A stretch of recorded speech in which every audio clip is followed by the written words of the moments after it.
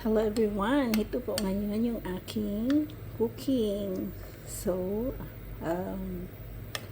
chicken barbecue a la Madeline. So, yung ingredients ko ay half cup ng brown onions, chopped brown onions, tapos 1 cup na ketchup, 1/3 cup ng white vinegar, tapos may mustard, tapos garlic salt,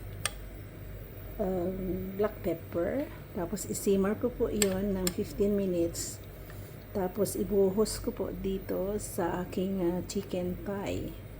So, i-marinate po muna natin ito ng at least 1 hour sa Madeline barbecue sauce, homemade.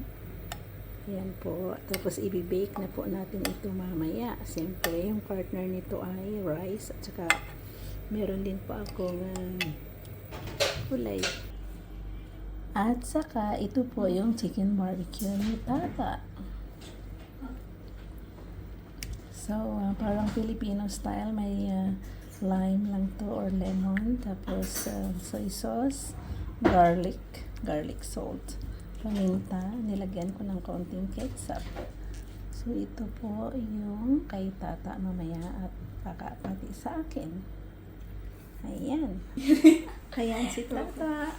Hinihintay niya yung kanyang barbecue at kinain niya yung bread ni Mommy. Ayan po. Bye.